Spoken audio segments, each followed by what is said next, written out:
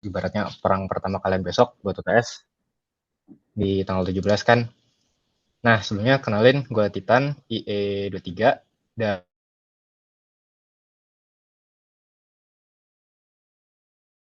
pembahasan soalnya aja, soal tahun 2023, 2020, tahun 2024, tahun kemarin. Karena dari segi silabus dia juga masih mirip dan dia buat dasar nggak terlalu susah juga sebenarnya. Tapi di sela-sela kita ngerjain soal, gue juga bakal mepet-mepet tentang teorinya itu seperti apa dan apa aja yang harus di-highlight. Gitu.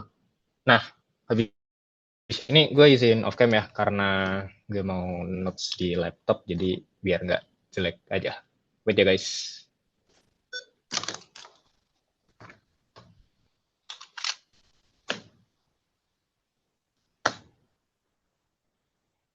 BTW, suara gue kedengeran jelas kan? Jelas, Kak. Oke.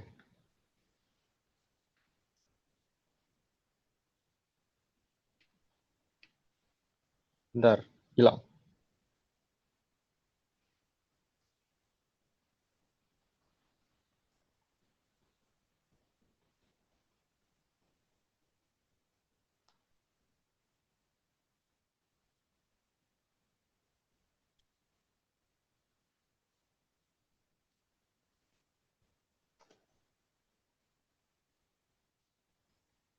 Oke, udah kelihatan belum guys?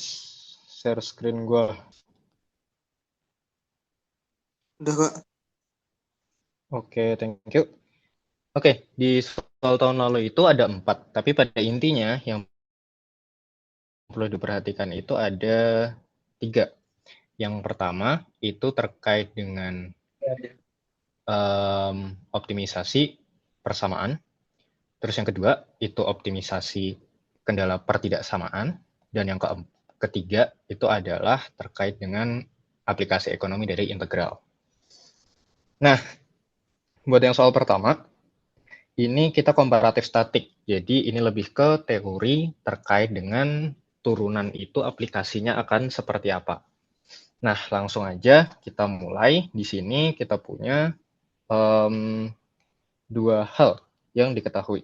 Yang pertama, key. Gue lebih suka pakai key gede.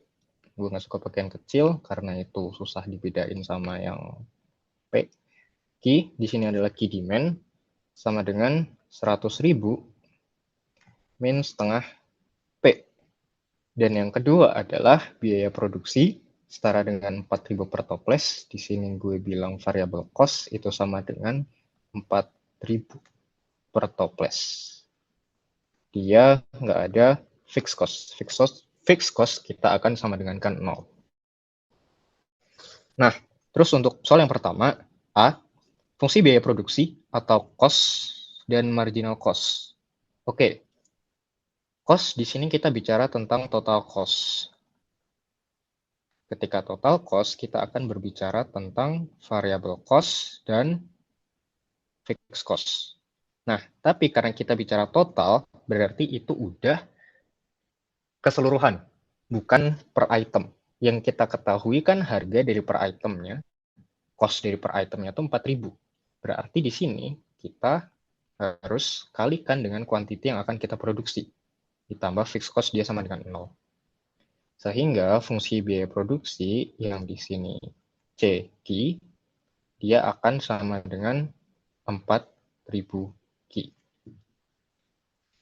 Itu untuk total cost. Gampang. Nah, selanjutnya untuk marginal, di teori ekonominya, ketika kita bicara tentang marginal, definisi dari marginalnya itu sendiri adalah, kalau di konteks ini, di konteks marginal cost, itu adalah berapa tambahan cost tiap kita menambah quantity. Berarti itu adalah derivatif. Karena di dalam konteks turunan, kita juga berbicara tentang ketika kita mengubah Y sebanyak sesuatu sebanyak segini, Y itu akan berubah berapa. Itu adalah konsep dari derivatif kan. Nah, sehingga untuk kita mencari marginal cost dari Q, kita akan menurunkan fungsi yang udah kita temuin tadi. Dia jadi 4.000. Karena apa? Karena kita turunkan terhadap Ki. Gitu. Atau di sini dia juga bisa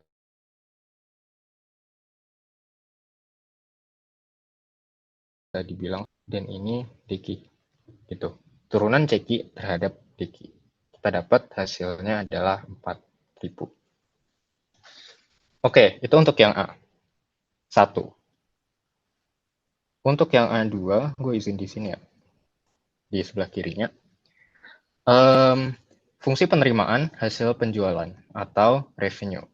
Kita di sini akan menggunakan fungsi yang ini. Fungsi yang key demand sama dengan 100.000 min setengah P. Oh ya, gue mau bilang dulu kalau misalkan kalian ada yang mau ditanyain atau kalian ada yang mau ingin diperdalam lebih lanjut atau gue ada yang salah dan kalian sadar itu salah, langsung bilang aja ya. Nggak usah resign atau nggak usah izin, langsung bilang aja. Feel free to ask. Oke, guys? Aman ya? Aman. Nah, ini. Tahun lalu, gue salah di sini. Tapi akhirnya sadar sih sebenarnya sebelum dikumpulin. Yang diminta sama soal itu adalah revenue, fungsi dari key, dan marginal revenue fungsi dari key juga. Jadi, apa maksudnya MRQ? Kalau misalkan kita di sini nemuin fx, berarti kita berharap bahwa fungsinya ini akan menjadi ax plus b, atau ax kuadrat plus bx plus c, yang model-modelan beginilah. Nah, berarti ketika kita menemukan R key, berarti diharapkan fungsinya itu akan menjadi A key plus B. Sedangkan fungsi yang kita punya itu masih dalam bentuk P. Masih dalam bentuk P. Jadi di sini itu sebenarnya adalah fungsi dari P, bukan fungsi dari Q. Kan kita di sini mintanya Q ya. Berarti kita harus ubah dulu. Gimana cara mengubahnya dari fungsi P ke fungsi Q? Kita geser aja sih, kita pindah ruas.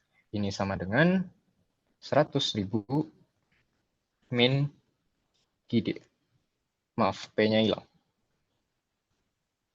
Setengah P sama dengan itu. P sama dengan kita kali 2, 200.000 min 2 QD. Jangan lupa ya guys, apa yang harus diperhatikan itu adalah soalnya itu minta dalam bentuk apa. Dia dalam bentuk fungsi quantity atau fungsi harga. Nah, di sini kita dapat nih fungsi harganya. Gitu. Aman ya? Nah, itu masih fungsi harga. Kita harus mencari fungsi penerimaan hasil penjualan.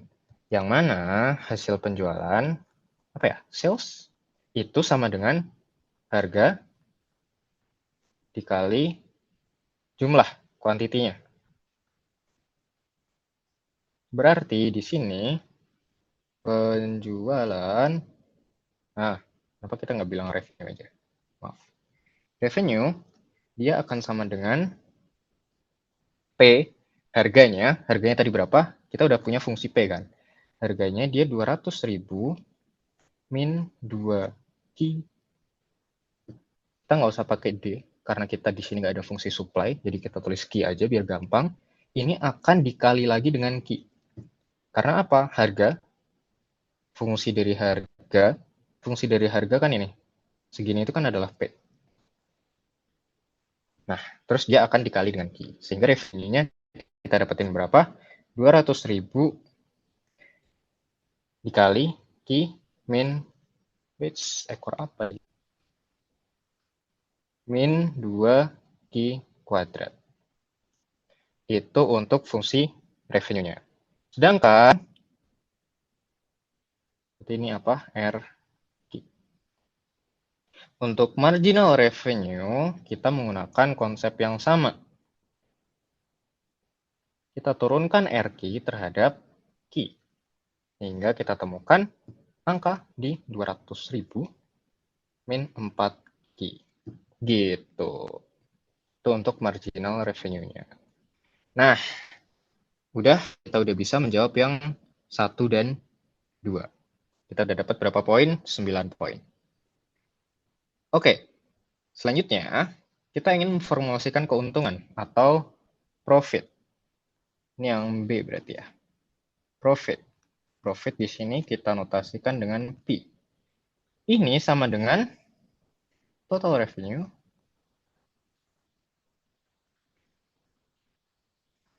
minus total cost. Ya, sebagai anak FE semester 2 paham lah ya kenapa jadi ini. Jadi di sini kita RQ dikurangi dengan CQ. Tadi kita udah dapat RQ-nya berapa? Kita dapat 200.000 Q minus 2Q kuadrat. Sedangkan untuk CQ-nya itu ada di angka 4.000 Q. Sehingga profitnya, karena ini sama-sama Q, jadi kita bisa kurangin 196.000 telur Q. Sorry, nggak rapi guys. Min 2Q kuadrat. Ini untuk fungsi profitnya. Sedangkan untuk marginal profit, sama. Kita turunkan profit dari Q, profit fungsi Q terhadap Q itu sendiri. Kita jadi menemukan bahwa 19000 dikurangi 4Q. Itu untuk marginal profitnya. Udah tuh, kita dapat berapa poin lagi? 4 poin. Kita udah punya tadi 9 tambah 4, 13. Kita masih punya 13. Kita baru punya 13. Itu baru setengah soal. Oke, yang C. Dengan menggunakan pengertian marginal profit, berarti kita hanya akan menggunakan yang ini. Ini. Yang menggambarkan kenaikan profit akibat kenaikan satu toples yang diproduksi. Pertanyaan yang pertama. Bila saat ini PT Kue, kenapa mereka tidak mencari nama PT yang lebih bagus? PT Kue sudah memproduksi 40.000 toples. Apakah saudara akan menyarankan untuk memproduksi kue kering kue enak? Mengapa? Oke. Mungkin secara teori, kalian tahu berapa jumlah toples yang optimal. Which kalian akan langsung ke nomor 3. Dan apa? Dengan first order condition, kita turunkan profit itu, berarti marginal profit, dia akan sama dengan 0. Terus kalian menemukan bahwa, oh angkanya segini nih. Kalau 40.000 itu masih kurang. Berarti kita harus tambah. Kalau misalkan 60.000 itu kelebihan. Berarti kita harus kurang. Nah, tapi kalian diminta untuk menggunakan marginal profitnya. Dan itu ada di 1 dan 2. Sedangkan untuk maksimalnya itu ada di nomor 3. Berarti kita harus menggunakan pendekatan yang lain. Dengan teori marginal profit itu sendiri. Kalau misalkan marginal profit itu positif, berarti apa? Ketika kita menambahkan satu quantity dari toples, profitnya kita itu masih nambah. Itu kalau misalkan marginal profit masih positif. Berarti di nomor 1, kita coba nih, kan kita udah punya angka marginal profit. Dari Q itu sama dengan 196.000 min 4Q. Kalau misalkan kita mau ngecek 40.000 ini tuh udah maksimal atau belum sih? Atau ini tuh hasilnya marginal profitnya tuh positif atau negatif sih? Kita masukin aja 40.000 itu ke persamaan ini, 190 dikurangi 4 kali 40.000. Dia jadi berapa? 150, dia jadi 36.000. 36.000 untuk marginal profitnya. Yang mana itu positif. Berarti secara ngomongnya, secara kualitatifnya, kita bisa. Gue males nulis. Jadi, bukan gue males nulis sih. Nulis itu menghabiskan banyak waktu. Jadi, Kita bisa jawab, saya akan menyarankan PT Kue untuk tetap memproduksi kue kering, kue enak. Karena dengan Ki sama dengan 40.000, kita masih mendapatkan marginal profit positif. Yang mana ketika kita menambahkan produksi lagi, kita masih mendapatkan profit lebih banyak. Gitu. Itu untuk interpretasi dari marginal profit itu positif. Oke, untuk yang kedua, kita dites lagi. Kalau misalkan 50.000 gimana, Bang? Nah, ya udah sama dimasukin. Tapi karena ini key-nya udah jadi 50.000 ya, jadi MP 50.000, dia akan sama dengan 196.000 min 4 kali 50.000. Dia jadi 196 dikurangi 200.000, simple calculation, dia jadi minus 4.000. Yang mana dia udah minus nih, udah negatif. Berarti ketika kita memproduksi 50.000 toples, tambahan profitnya bukan tambahan profit. Ya benar, tambahan profitnya ketika kita memproduksi lagi sebanyak satu toples itu akan menjadi negatif. Sehingga saya tidak menyarankan PT Kue untuk memproduksi kue kering, kue enak lagi. Gitu. Untuk yang nomor 3, kita disuruh untuk mencari harga yang memaksimalkan keuntungan. Kalau misalkan tadi kita ketemu plus, kita ketemu minus, berarti kita harus mencari titik tengahnya. Yang mana itu apa? Itu adalah angka 0. First order condition dari optimisasi adalah ketika turunan pertama dari sesuatu yang ingin kita maksimisasi, which di sini adalah profit, itu harus sama dengan 0. Berarti kita sudah tahu turunan pertamanya itu apa, yaitu marginal profit itu tadi, kita harus sama dengan kan 0. Ini adalah rule-nya. Sehingga tadi dari persamaan yang kita udah temuin bahwa 19000 dikurangi 4Q ini harus sama dengan 0. Yang mana 19000 sama dengan 4Q, berarti Q sama dengan 196.000 dibagi 4. Berapa guys? Gampangnya adalah 200.000 dibagi 4, 50.000, karena ini selisihnya 4.000, jadi 49.000 toples. Itu untuk key maksimumnya. 49.000 toples. Nah, itu baru key-nya. Kalau misalkan P star-nya gimana, P optimumnya itu bakal kayak gimana? Kita kan udah tahu, tadi kita punya persamaan ini, guys. Kita punya persamaan ini. P sama dengan ini, P sama dengan itu. Nah, berarti kita tinggal substitusi bahwa 200.000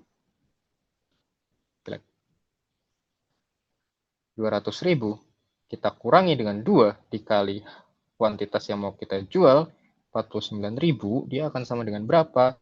49 kali 2 berapa guys? 4, 98.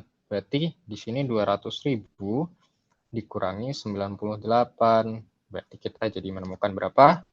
Ini harganya adalah 102 satuan untuk tiap toples. Kita berhasil menemukan harga dan kuantitas keseimbangan. Gitu guys untuk soal yang nomor pertama dari tahun lalu. Mudah kan? Tentu sangat mudah. Enggak guys, bercanda. Nah, ada yang mau ditanya dulu nggak?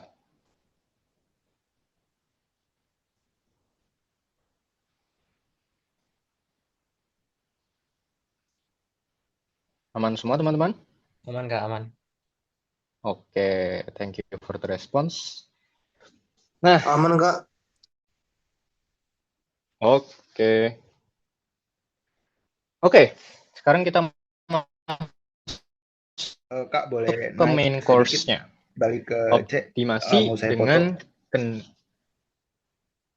boleh, boleh. Boleh, boleh, boleh, boleh, boleh, boleh.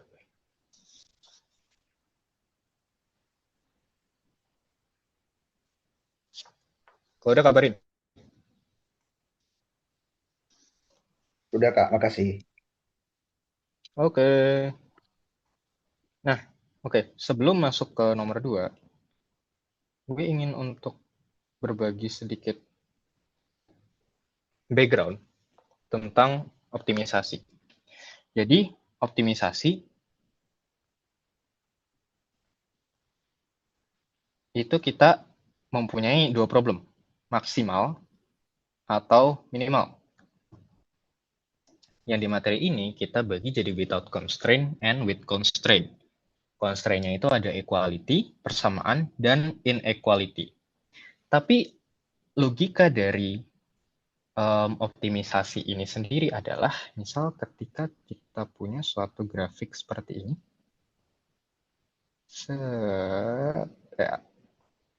dan kita punya, ya kalian tahu lah di mana maksimalnya, di mana minimalnya kan. Ini simple, ini adalah y fungsi x gitu. Nah, tapi kadang kita nggak bisa lihat grafiknya karena fungsinya tuh random, angka doang. Kita nggak dikasih kesempatan buat gambar. Jadi kita harus cek maksimal dan minimalnya itu ada di mana. Dan bagaimana cara kita ngecek di mana titiknya itu? Kita menggunakan turunan pertama, dy dx. Ini gue turunin ke bawah. Kita tahu kalau misalkan derivatif itu adalah perubahan y terhadap perubahan x. Jadi, kalau misalkan setiap x-nya nambah, y-nya itu nambah, berarti perubahannya itu masih positif. Tapi di kasus ini, semakin lama dia perubahannya akan semakin turun. Nah, sebenarnya ini agak nggak selurus itu ya. Maksudnya ini agak miring ya, agak bukan miring, diminishing. Yang gue gambar. Nah, karena pertambahannya itu makin lama makin sedikit, dia akan sampai di titik ini. Ketika dia maksimal, yang mana ini, setiap pertambahan satu deket gini, itu tuh y-nya tuh nggak nambah. Kalau kita lanjutin, itu malah y-nya turun gitu. Nah, kita mau lanjutin. Sampai dia di sini kan turun banget. Nah, habis itu pelan-pelan dia naik lagi. Set. Ya, gitu. Itu logikanya. Jadi, dy dx dia akan 0 ketika maksimal dan minimal. Ketika ini gradiennya itu horizontal gitu. Nah, tapi kita di sini punya dua titik. Ibaratnya titik A dan titik B yang dia itu sama-sama 0. Dan pura-puranya kan kita nggak tahu nih, ini tuh maksimal atau minimal kan. Pura-puranya kita nggak tahu, kita pura-pura bodoh aja. Nah, kita tuh harus tes lagi untuk yang kedua kalinya. Kepanjangan. Kita harus tes untuk yang kedua kalinya. Kita akan tes bahwa sama. Turunan kedua kan berarti kita menurunkan fungsi yang ini, gantian. Ini lama-lama turunnya makin parah nih. Nah, berarti karena itu turun, di sini negatif. Tapi begitu sampai sini, dia mulai naik lagi. Sampai di sini, posisi kita sama, dia sama-sama horizontal gitu.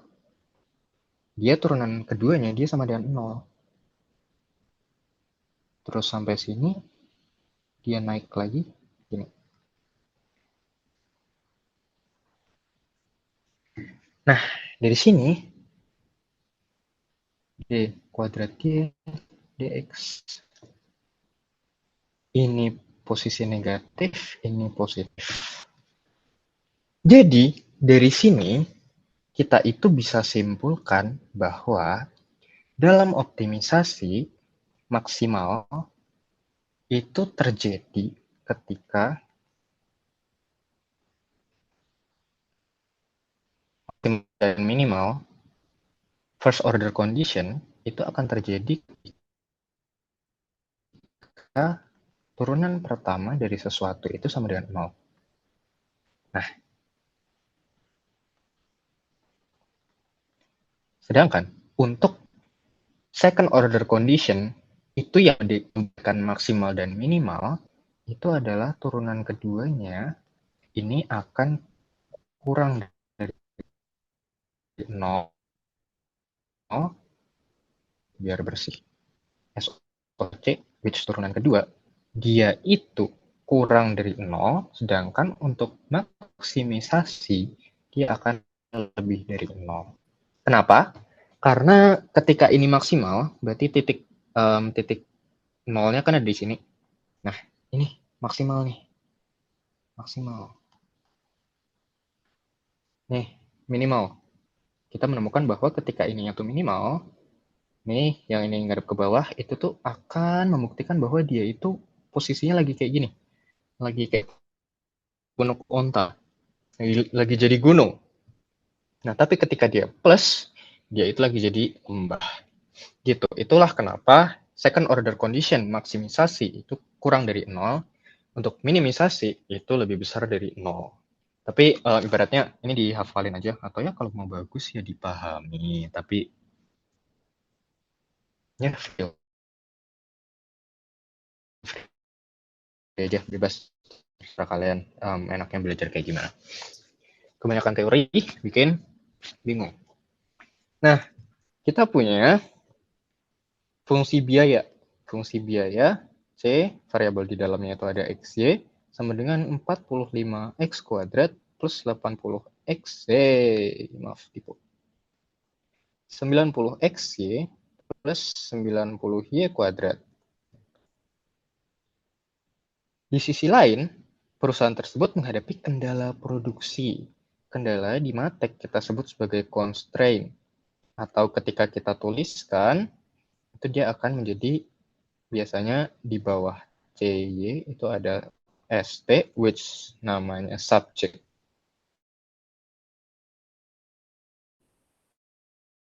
Tuh.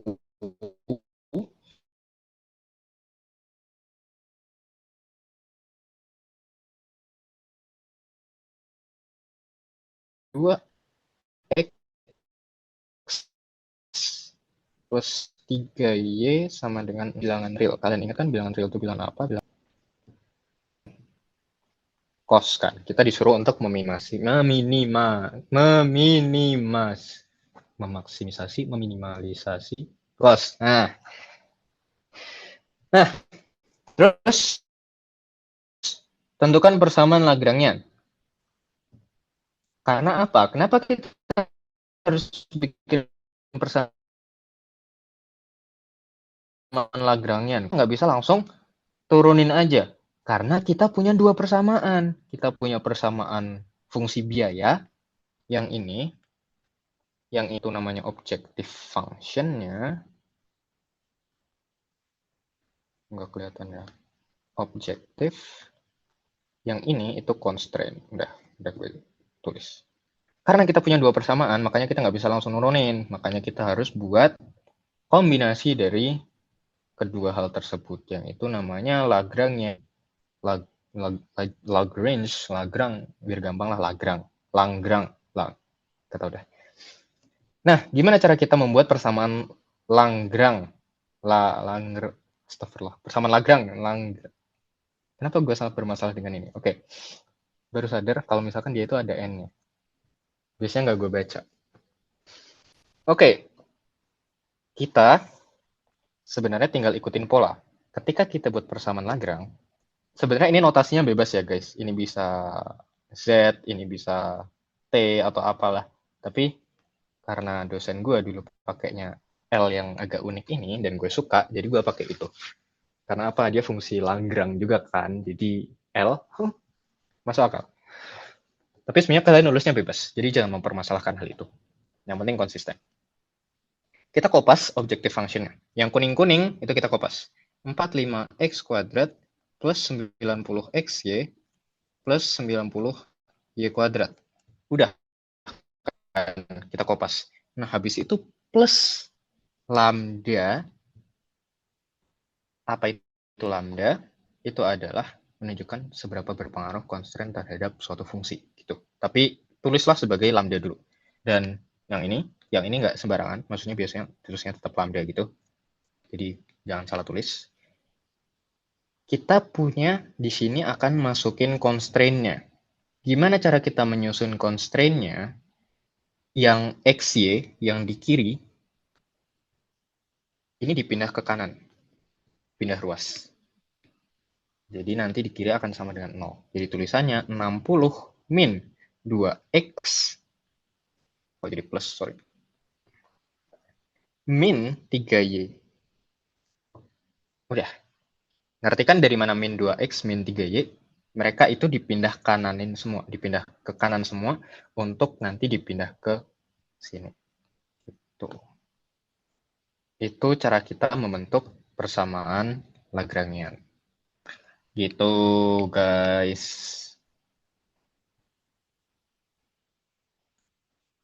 Aman? Ada yang mau ditanya dulu? Lanjut ya. Oke. Hitung nilai X dan Y yang menghasilkan biaya minimum. Nah, berarti untuk kita mencari X dan Y, kita harus menggunakan first order condition-nya dulu. Nah, kita akan turunin satu-satu.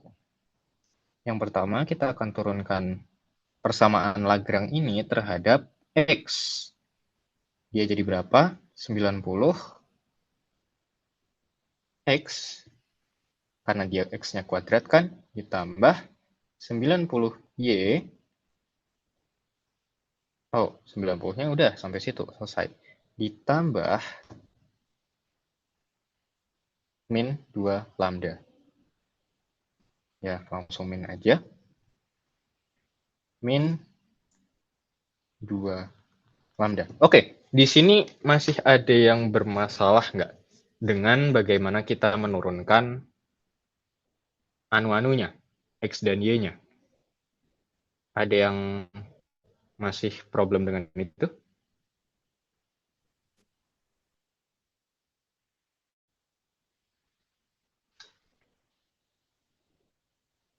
Jadi, di turunan ini,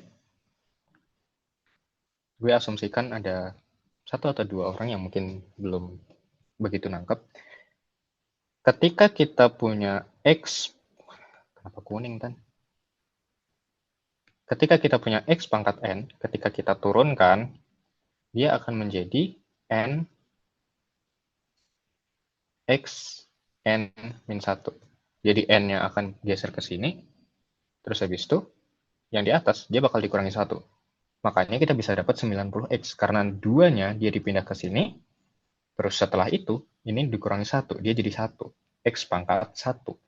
Nah, karena kita bicara tentang X doang, kita akan turunkan ini berdasarkan X doang. Nah, sedangkan yang ini, kalian suka warna apa sih guys? Maaf ya, gue warna-warni. Yang ini, itu ada 2, X dan Y. Karena kita ingat lagi, kita akan turunkan ini berdasarkan X doang. Jadi,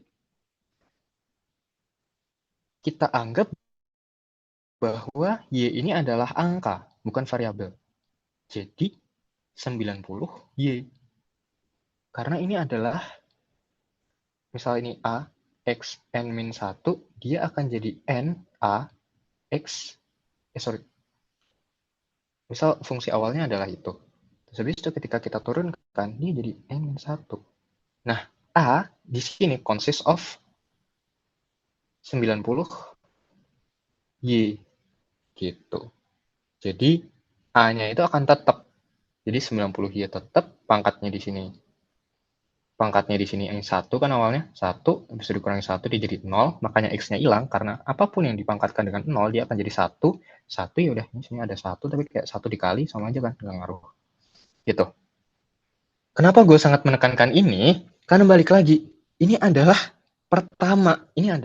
poin pertama dari soal yang akan kalian kerjakan. Ketika kalian salah untuk menentukan Lagrangian equation-nya, kalian akan salah sampai akhir. Gitu. Jadi kalau misalkan ada yang bingung di sini, langsung aja tanya. Nah, terus kenapa ini jadi 2 lambda, Kak? Karena ini kan sebenarnya plus 60 lambda. Kalau misalkan mau kita pecah ya, min 2x lambda. Yang ini min 3y lambda. Mana yang ada x-nya? Yang ada x-nya kan cuma ini doang. Ya udah, yang ini yang kita turunkan. Karena kalau misalkan ini kita turunin ya ngapain? Nggak ada x-nya, jadi 0. Gitu. Karena ini x-nya ada, berarti sistemnya sama kayak yang ini tadi. Dia jadi sisa 2 lambda doang. Gitu, aman ya?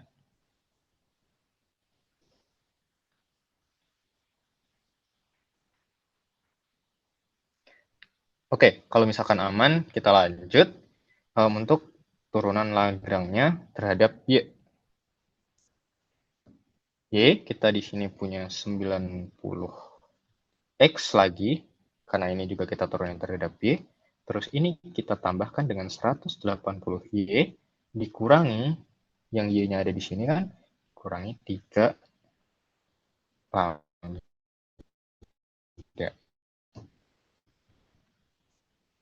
Nah, terus habis itu kita langsung turunkan terhadap yaitu lambda. Gitu. Jadi, kalau misalkan kita turunkan terhadap lambda, berarti kita akan berakhir dengan apa? Kita akan berakhir dengan constraint-nya itu sendiri. Kita kopas lagi tuh. 3Y gitu. Karena ini kan lambda. Semuanya kan ada lambda nih. Ya sama aja. Kita kopas yang ini nih. Gitu.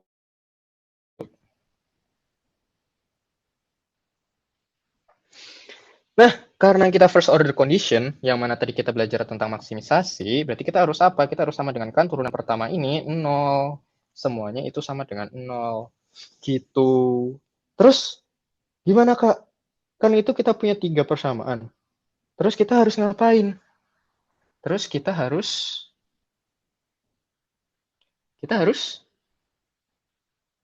substitusi dan juga eliminasi. Gitu. Gue biasanya itu suka untuk menghilangkan lambdanya dulu. Kalau di sini kan kita tahu ada 2 sama 3 lambda. Berarti yang akan gue lakukan adalah gue akan mengalihkan ini 3 jadi 270X ditambah 270Y min 6 lambda sama dengan 0. Terus gue akan kalikan ini 2. Ya, ini materi anak SD kan?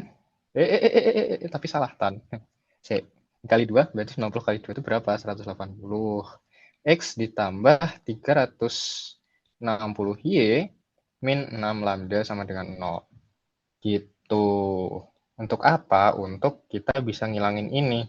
Kita ngilangin ini dengan cara apa? Dengan cara kita samakan aja. 270X ditambah 270Y sama dengan 180X ditambah 360Y. Kenapa bisa sama dengan? Anggaplah ini dipindah ruas, ini dipindah ruas. Jadi ya udah, sebenarnya ini dan ini tuh kan adalah sama. Gitu. Nah, kita udah punya ini, berarti kita temukan bahwa ini pelan-pelan. Ini adalah 270 X dikurangi 180X karena X-nya dipindah ruas. Terus habis itu 360Y dikurangi 270Y. Berarti 90X sama dengan 90Y. Di sini kita bisa simpulkan bahwa X itu sama dengan Y. Kita dapat persamaan baru. Gitu. Ada yang mau ditanya dulu tentang substitusi dan eliminasi ini? Ya, sebenarnya ini adalah pinter-pinternya kita bermain matematikanya. Karena nggak ada teori khusus. Gimana cara kita untuk menemukan X, Y, dan lambda. Itulah yang penting sebenarnya. Nah, terus, aman ya? Lanjut ya? Nah, terus, X sama Y ini bakal kita pakai buat apa? Kita akan masukin ke sini. 60 min 2X, karena X itu sama dengan Y, ya udah, gue ganti aja tuh. Y-nya X sama dengan 0. Nah, berarti apa? 60 sama dengan 5X. X sama dengan 12. Y juga sama dengan 12 dong berarti.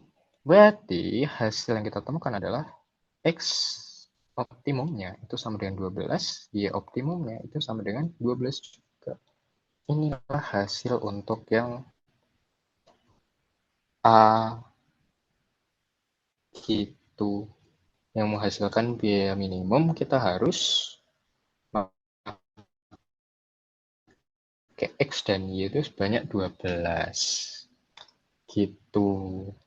Terus kita ditanyain tuh, biaya yang minimum tuh seberapa sih biayanya? Kan kita udah punya yang optimum X dan Y sendiri-sendirinya kan. Ya udah, kita tinggal masukin ke fungsi cos yang di awal tadi, yang 4590, ya sama dengan 45X kuadrat plus 90XY plus 90Y kuadrat. Nah, di sini kita ganti 12 dan 12. Sama dengan 4, 5, 12 kuadrat tambah 90, 12 kali 12 ditambah 90, 12 kali 12. Manfaatkanlah kalkulator kalian masing-masing dengan baik. Karena hasilnya berapa? Gue lupa hasilnya berapa. Hasilnya adalah 32.400. Itu untuk yang B. Aman lah ya, itu tinggal masukin angka doang kok guys. Aman, tenang aja, tenang aja. Oke, terus selanjutnya kita bicara tentang bordered Hessian matrix. Lebih bagus pakai X. Notasinya biasanya gini. Nah, bordered Hessian itu untuk kita membuktikan apakah dia itu minimal atau maksimal. Second order condition-nya, turunan keduanya. Nah, pola dari bordered Hessian itu adalah gini guys. Ya sebenarnya ini sangat tekstual, teoritis. Ini GX. Apa itu GX? GX itu adalah turunan constraint kalian yang ini itu diturunkan terhadap X. Gitu. Itu G. Yang ini G, Y diturunkan terhadap Y. Yang ini GX, yang ini GY. Jadi kita inverse, bukan inverse, transpose. Nah, terus habis itu, yang di tengah ini kita isi dengan turunan Lagrange terhadap X, kita turunkan kedua kalinya terhadap X. Jadi diturunin lagi dua kali, namanya second order condition juga, second. Nah, ini X kita turunkan terhadap Y, yang di sini Y kita turunkan terhadap X, yang ini Y kita turunkan terhadap Y. Udah, habis ini kita cari determinannya. Nah, tapi kita berarti kan harus ngisi satu-satu ya. Berarti berapa nih guys? GX, berarti kita harus mencari ini diturunkan terhadap X. Berarti ini aja min 2. Terus GY kita dapatkan bahwa itu min 3 karena kita turunkan terhadap Y. Terus setelah itu kita ingin menurunkan yang X terhadap X. Kita ingin menurunkan X terhadap X, kita ada X-nya di sini satu doang. Dia ada 90 di depan. Berarti ini hasilnya 90. Terus habis itu yang X terhadap Y, kita temukan berapa X terhadap Y, dia juga 90 guys ternyata. Terus habis itu yang Y terhadap X. Y terhadap X dia ada berapa? Oh 90 juga. Terus habis itu Y terhadap Y, dia ada berapa? Paling gede 180. 180. Berarti kita susun lagi Hessian matriksnya yang akan kita hitung. Berarti dia ada 0, min 2, min 3, min 2, min 3, 90, 90, 90, 180. Gitu. 90, 90, 90, 180. Terus, setelah ini, kita akan menghitung determinannya. Sebenarnya, kalau misalkan kalian pakai kalkulator saintifik, itu kalian bisa langsung hitung determinannya. Kalian tinggal masukin angka pakai kalkulator biasa, nanti cari caranya di Google, terus jadi. Kalian nggak usah ribet. Tapi kalau misalkan buat yang kalkulator yang nggak bisa, kayak gue dulu, itu kita ada dua cara sebenarnya. Nah, cara yang pertama adalah untuk ekspansi ini. Jadi kayak gini, kalian harusnya sudah belajar di SMP.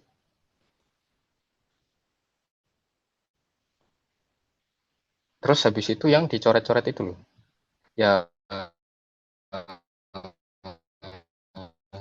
seperti ini. Nik. Dia bakal jadi plus karena ini 0 dikali, dia jadi 0. Terus habis itu plus karena ini minus dikali minus, dia jadi 6 dikali 90. 6 dikali 90, dia jadi 540. Terus habis itu sama, dia jadi tambah 540. Terus habis itu kita ganti yang miring satunya, set dia jadi minus. 9 kali 9 dia jadi 810. Terus habis itu ditambah minus 0. Terus habis itu minus 4 kali 180. Dia jadi 720. Karena ini cuma 1080 dan ini udah lebih dari 1080, berarti kita bisa dapatkan bahwa ini adalah minus sesuatu. Minus tepatnya adalah ini 1530. Minus jadi 450. Ini negatif. Oh ya, terkait bordered Hessian matrix ini, untuk kita mengerjakan soal nomor 2, aturannya adalah ketika bordered Hessian matriksnya itu kurang dari 0, dia itu adalah minimisasi.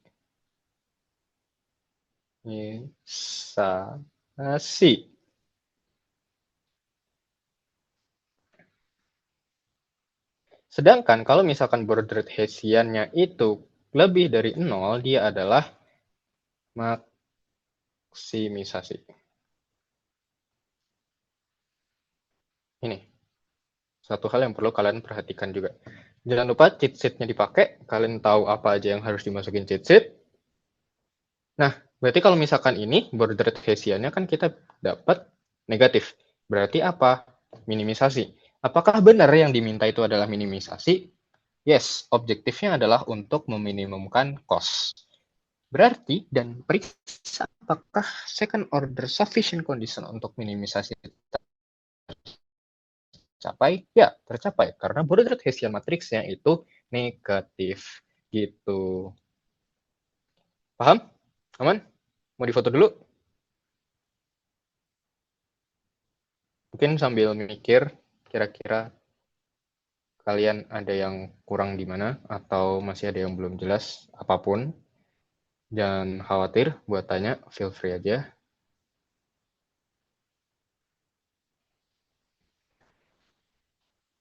Bilang aman kalau misalkan gas mau lanjut.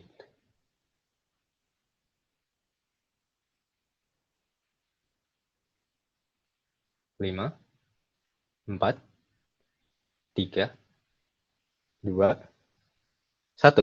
Oke, karena waktu kita terbatas, jadi langsung aja kita ke soal yang paling susah. Soal nomor 3, optimisasi dengan kendala pertidaksamaan. Sebenarnya nggak bisa dibilang, oh nggak, ini susah guys. Karena apa? Karena kita menggunakan namanya trial and error. Sebenarnya sistemnya itu sama sampai kita menemukan contact condition. Apa itu contact condition? Di mana yang tadi di atas itu FOC-nya itu nggak selalu sama dengan 0. Kita ada lebih dari sama dengan 0 dan kurang dari sama dengan 0. Sedangkan lambda-nya itu kita juga bisa set sama dengan 0. X-nya kita bisa set sama dengan 0. Jadi banyak kemungkinan yang bisa muncul dengan optimisasi dengan kendala pertidaksamaan. Nah, kasusnya seperti apa aja? Let's see.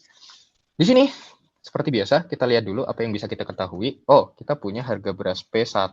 Berarti kita set 1 ini adalah beras. Itu sama dengan 10. Terus habis itu P2 sama dengan 20. P1 adalah beras, P2 adalah minyak. Namun toko tersebut memberikan dua batasan.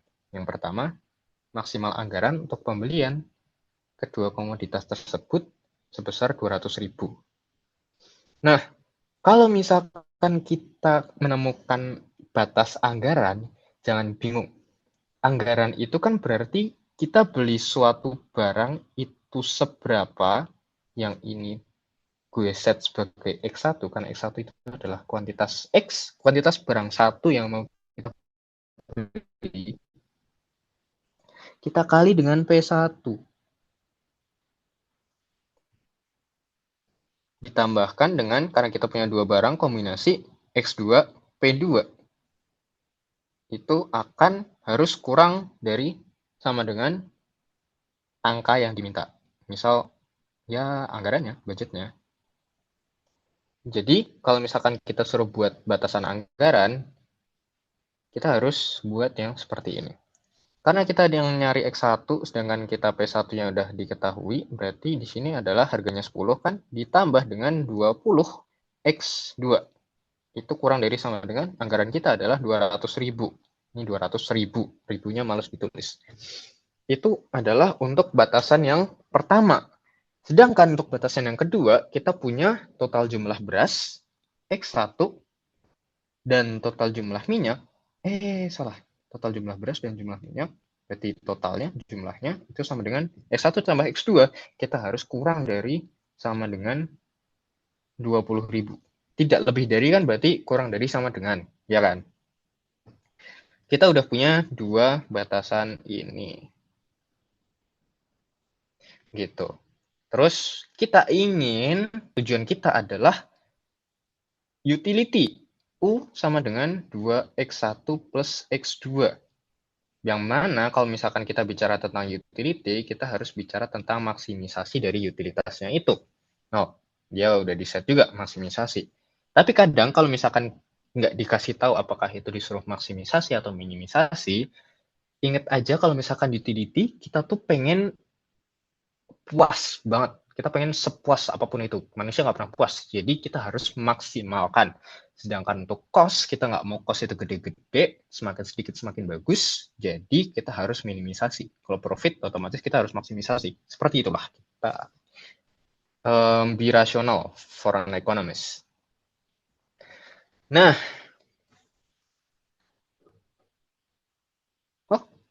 kita udah bisa menjawab yang A. Kenapa? Karena problem maksimisasi utilitas kita udah dapat satu, terus habis itu dengan dua kendala pertidaksamaan yang dihadapi oleh konsumen. Udah, ini. Jadi kita udah dapat 54 poin. Lulus apa enggak? 54 tuh lulus nggak sih? Enggak ya? Lulus aja lah. Oke. Terus kita harus bentuk Lagrangian function-nya. Ini yang A ya berarti. Yang B, kita bentuk Lagrangian function-nya. Sama kayak yang tadi sistemnya, kita kopas apa? Kita kopas objektifnya.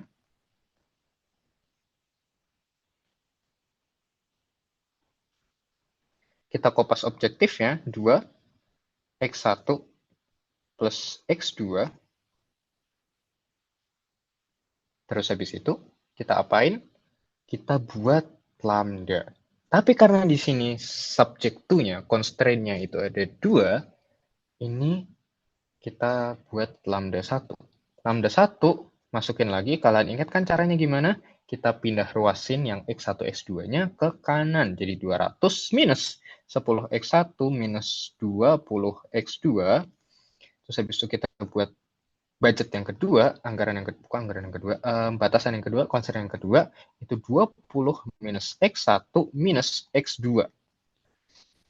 Udah, kita dapat 4 poin lagi. Kita udah dapat 58 poin. Gampang kan? Enggak gampang. Karena balik lagi, kita inginnya tuh A, bukan C plus. Nah, terus selanjutnya kita harus menuliskan KT. Ini adalah kontaker. BTW, Kesma, apakah nanti recordingnya akan dibagi?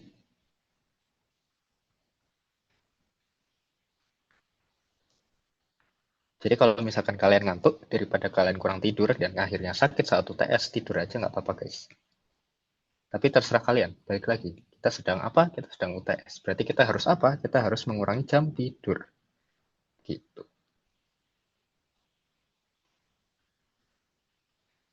Oke, Kuhn-Tucker condition. Pada dasarnya kita menuliskan FOC lagi. Kita menuliskan FOC. Kita menuliskan FOC, berarti kita apa? Kita menuliskan Lagrange dan diturunkan terhadap X1. Kita turunkan terhadap X1, berarti kita menemukan angka bahwa 2.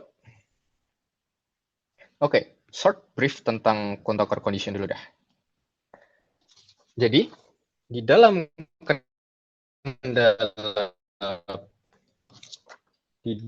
kendala pertidaksamaan, itu tuh kita punya suatu syarat. Jadi gini, secara grafik, ketika kalian menemukan kendala pertidaksamaan, misal kalian akan dipertemukan dengan grafik yang seperti ini. Nah, ketika kita suruh buat ini, salah, maaf. Y, ini X,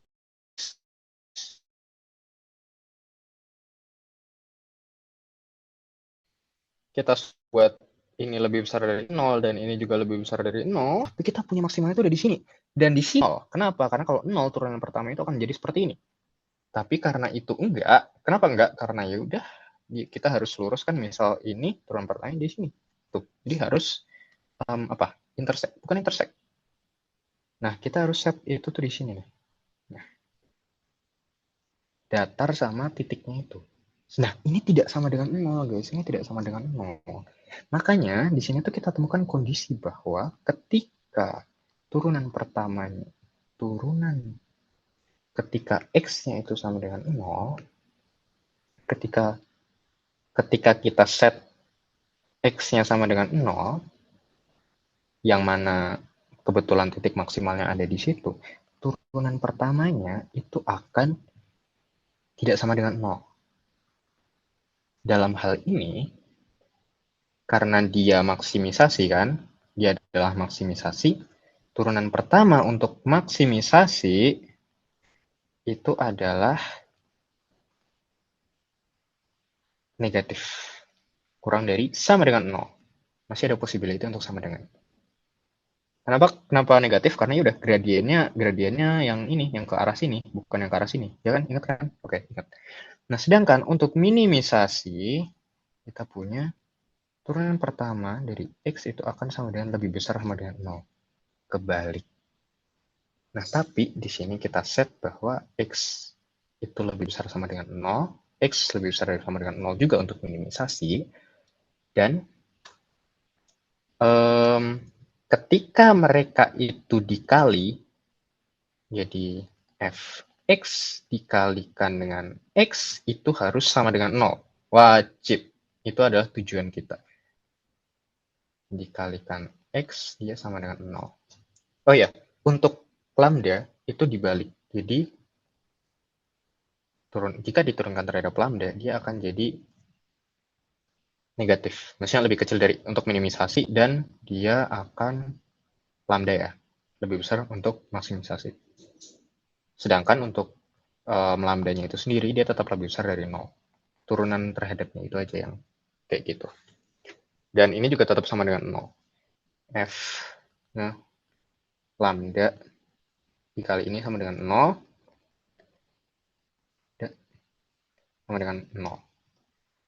Gue mau dibagi 2.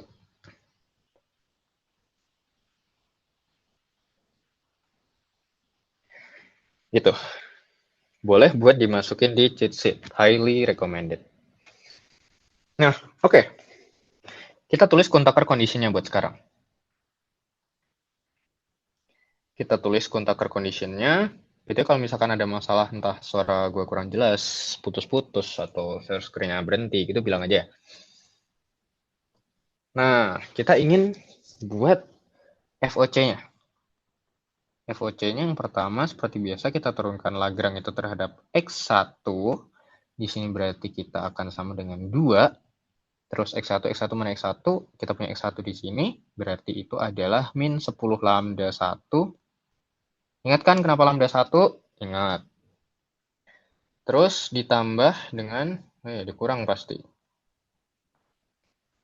Dikurang lambda 1, X1 maksudnya, X1 di sini. Ini kok lambda 1, lambda 2 guys maksudnya, maaf. Kita punya 1 di sini, jadi lambda 2 doang. Terus habis itu kita turunkan terhadap X2, kita di sini punya 1 doang. Terus habis itu 20 lambda 1 dan lambda 2. Di sini, karena ini X, berarti kita tadi tujuannya apa? Maksimisasi. Kalau misalkan kita maksimisasi, kita harus apa? Kita harus ini kurang dari sama dengan 0. Kurang dari sama dengan 0. Ingat yang ini. Terus kita set bahwa X1 itu lebih besar sama dengan 0, X2 lebih besar sama dengan 0, dan kita harus sampai akhir, guys. L turunan pertama untuk X1 dikalikan dengan X1, ini F aksen X, sama ini sama ya, maksudnya itu adalah turunan sesuatu terhadap X, gitu. Ini harus sama dengan 0, terus habis itu ini X2, dia dikali X2, dia harus sama dengan 0. Kalian harus nulis ini sampai akhir, karena itu adalah Kuntaker condition-nya. Kondisinya itu harus lengkap. Kalau misalkan kondisinya nggak lengkap, Kuntaker kondisinya nggak lengkap. Oke, terus habis itu kita turunkan terhadap lambda 1, balik lagi, kita kopas untuk constraint-nya, 10x1 min 20x2, karena ini lambda, berarti kebalikannya, kalau tadi udah lebih kecil dari, kita lebih besar dari 0, dan di sini untuk yang kedua, itu adalah 20 min x1 min x2. Min x2. Lebih besar sama dengan 0. Untuk lambda 1 lebih besar sama dengan 0, lambda 2 lebih besar sama dengan 0, dan turunan lambda 1 dikalikan dengan lambda 1 itu sendiri, dia itu sama dengan 0, dan turunan lambda 2 dikalikan dengan lambda 2 itu sendiri, dia sama dengan 0. Itu adalah Kuntaker condition. Kita dapat berapa poin? Banyak. Lumayan. Tapi belum selesai permasalahan. Kita belum selesai. Kita harus ilustrasikan fungsi kendala. Ilustrasikan fungsi kendala kan berarti kita akan gambar grafik. Nah, fungsi kendala kita ada dua.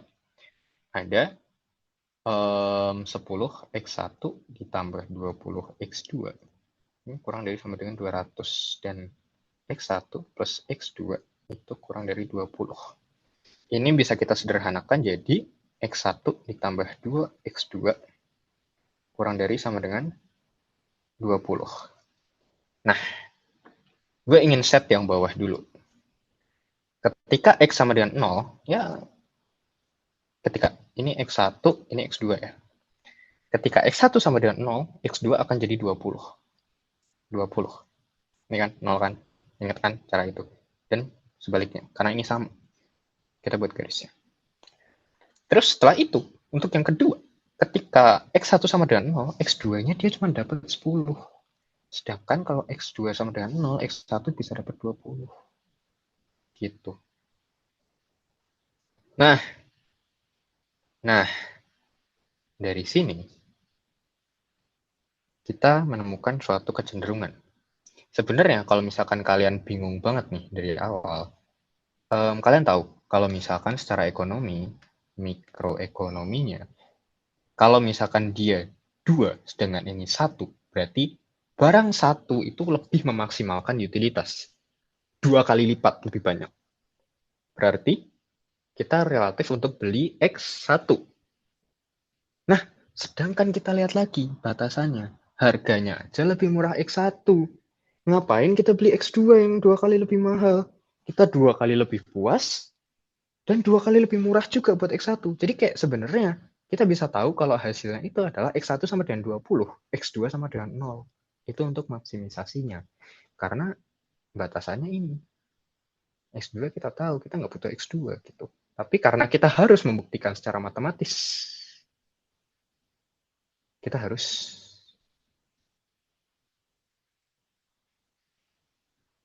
menggambar dan menghitung untuk yang E itu nanti. Nah, tapi ini juga kita harus bilang bahwa ini adalah fungsi X1 plus X2 kurang dari 20. Terus yang ini adalah fungsi dari 10x1 plus 20x2 kurang dari 200. Gitu. Kita harus bilang kayak gitu juga. Ilustrasikan fungsi kendala dalam gambar problem maksimisasi utilitas konsumen dengan kendala pertidaksamaan. Ya sebenarnya kalau misalkan kalian mau arsir nggak apa-apa sih.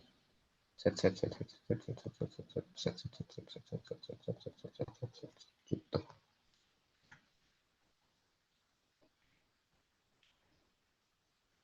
Oke, terus pertanyaan yang E adalah berapakah jumlah beras dan minyak yang bisa dibeli oleh konsumen untuk memaksimumkan utilitas konsumen.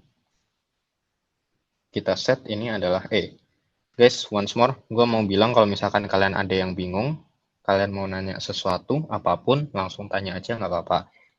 Daripada nunggu sampai akhir, harus ngulang, dan selanjutnya itu susah buat ngikutin, jadi langsung tanya aja sekarang itu nggak apa-apa banget. Oke? Oke. Nah, yang E, ini kita perlu untuk menggunakan trial and error. Kenapa trial? Karena gini, untuk mencari ini, kita itu harus membuat banyak percobaan. Contohnya, kan tujuan kita adalah F aksen X dikali X itu sama dengan 0. Tapi kita punya dua pilihan. Yang lebih besar dari 0 itu yang mana? Karena salah satu itu harus sama dengan 0. Misal ketika X sama dengan 0, berarti turunan F X-nya itu harus lebih besar, harus di sini kurang dari. Dia harus kurang dari 0. Nggak ada sama dengan, dia beneran harus kurang dari 0. Kenapa? Karena tujuan kita tuh ini, gitu. Dan kalau misalkan X-nya lebih besar dari 0, kebalik. Turunan pertamanya itu harus sama dengan 0. Ibaratnya gitu. Paham ya? Nah, langsung aja kita praktekin gimana cara kita pakai buat trial and error-nya. Kita pakai buat trial and error-nya. Oke, trial 1. Dan ini adalah, jadi trial 1 itu kita bebas memilih kombinasi yang mana. Gua menyarankan teman-teman untuk mencoba X1 lebih besar dari 0, X2 lebih besar dari 0, lambda 1 lebih besar dari 0, lambda 2 lebih besar dari 0. Jadi semuanya signifikan. Karena ya udah, selayaknya persamaan yang baik, semuanya itu penting. Karena gini, ketika kita punya lambda 1 sama dengan 0,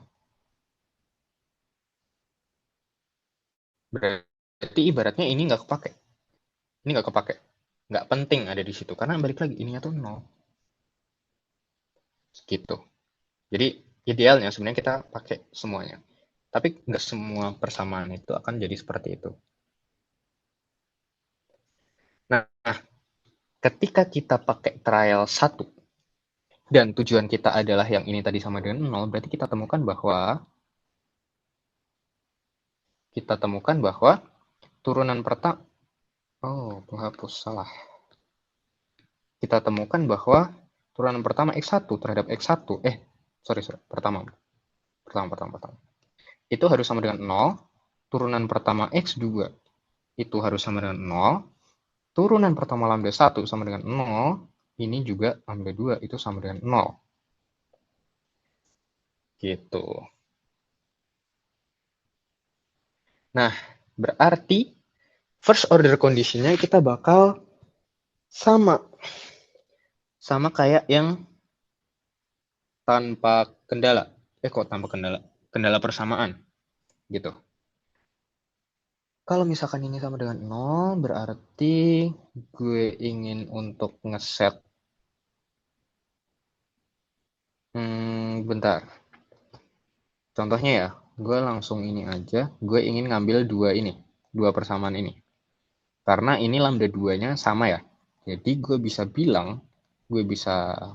hitung bahwa 2 min 10 lambda 1 sama dengan 1 min 20 lambda 1. Karena apa? Kita tuh mau ngecek semuanya. X1, X2, lambda 1, lambda 2. Apakah itu tuh memenuhi lebih besar dari 0 atau enggak? Kalau misalkan ada yang negatif, berarti kita harus eliminasi trial itu. Trial itu udah nggak bisa dipakai lagi. Nah, apakah ini bisa? Dia jadi 10 lambda 1 sama dengan min 1. Apakah gue benar? 2 min 1 min 20 Berarti kalau misalkan gue pindah di situ, benar. Jadi, bentar. Gue menemukan hal yang tidak biasa.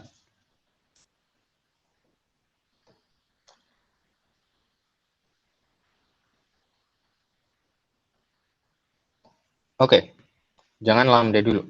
Kita cari X dulu. Oke, kita cari X dulu. Kita ambil dua persamaan yang bawah, yang ada X-nya. 200 min 10x1 min 20x2 itu akan sama dengan 0, dan 20 min x1 min x2 itu akan sama dengan 0 juga. Ini mau gua kali 10. Dia jadi 200 min 10x1 min 10x2 sama dengan 0. Berarti di sini kita bisa simpulkan bahwa ketika kita kurangi mereka, kita dapat bahwa angka 10 min 10 x2 lebih tepatnya itu akan sama dengan 0. Jadi x2 itu sama dengan 0. Berarti apa? Kita temukan di sini bahwa x2 sama dengan 0 itu melanggar yang ini. Karena kita harus cari yang lebih besar dari 0. Berarti trial 1 itu nggak valid. Nah, karena dari persamaan itu kita tahu bahwa ada kemungkinan x2 itu sama dengan 0, berarti akan kita coba untuk yang selanjutnya.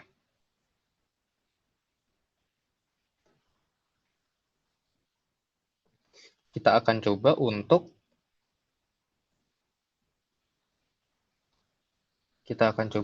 trial 2. Trial 2, di mana X1 kita buat lebih besar dari 0, X2 kita buat sama dengan 0, lambda 1 kita buat lebih besar dari 0, lambda 2 kita buat lebih besar dari 0. Yang mana jadi X1 dia sama dengan 0, ini akan jadi kurang dari 0, yang mana itu nanti jadi nggak valid, berarti kita bisa mencoret persamaan yang ini. Terus habis itu, kita buat lambda,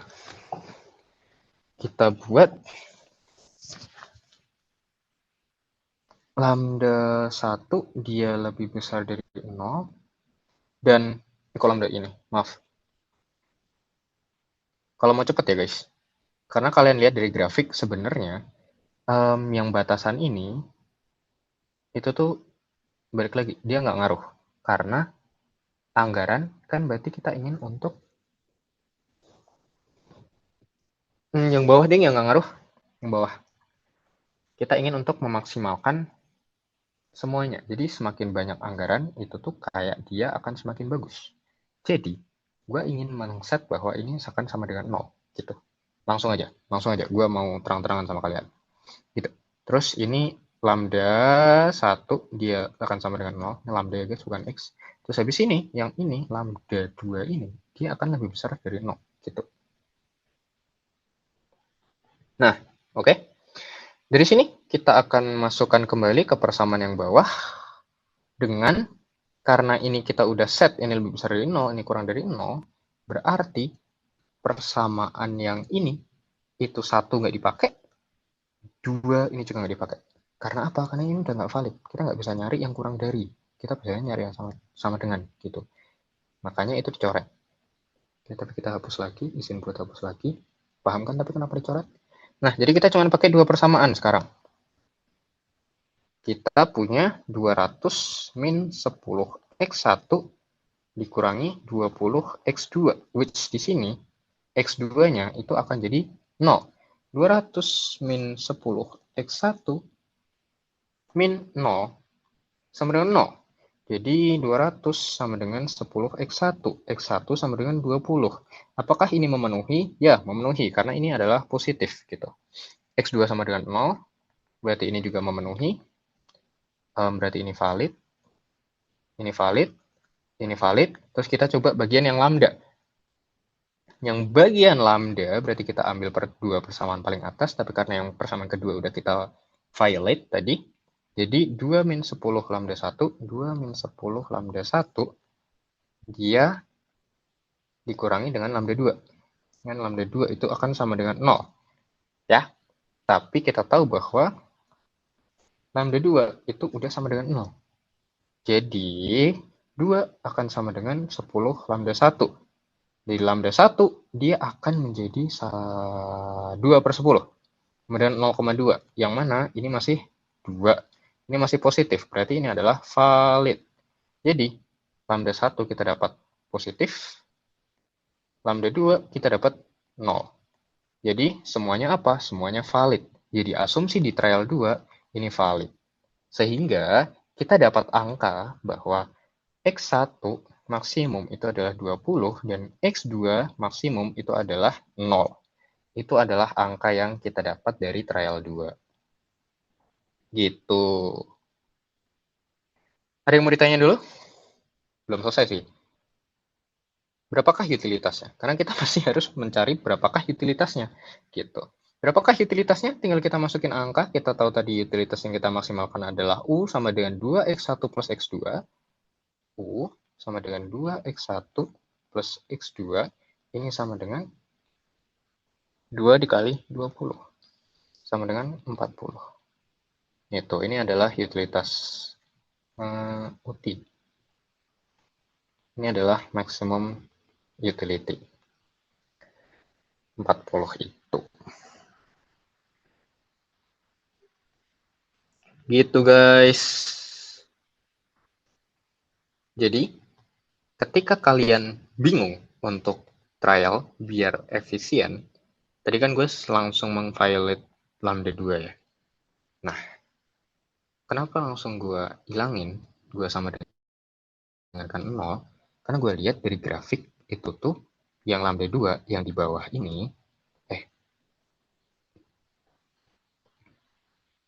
dia itu kayak bakal nggak ngaruh juga. Jadi, ya udah, dihilangkan. Gitu. Oke, ada yang mau ditanya dulu?